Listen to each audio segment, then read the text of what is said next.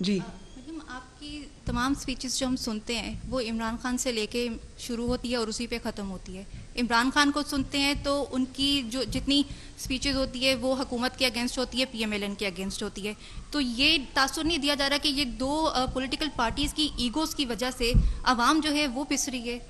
بیٹا میری کوئی ایگو نہیں, اور میں آپ کو یہ بہت بار یہ کہہ چکی ہوں کہ اگر میرے بس میں ہوتا تو میں کبھی عمران کا نام بھی نہ لیتی. یہ اتنا میں کیا کہوں کہ یہ اتنا اس قسم کا انسان ہے کہ مجھے اس کے خلاف بات کرتے وقت اپنے لیول سے نیچے آنا پڑتا ہے.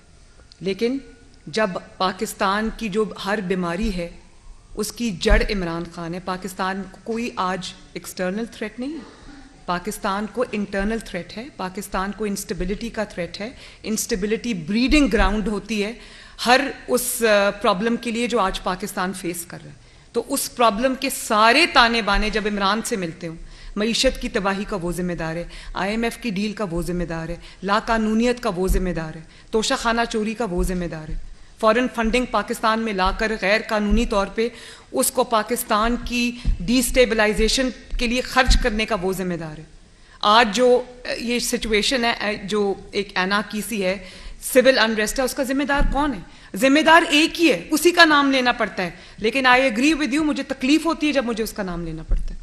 یہ ایگوز کی جنگ نہیں ہے, یہ سچ اور جھوٹ کی جنگ ہے. میرا فرض ہے بطور پاکستانی, بطور ایک جماعت کی رکن کے, کہ میں جو سچ ہے وہ قوم کو بتاؤں.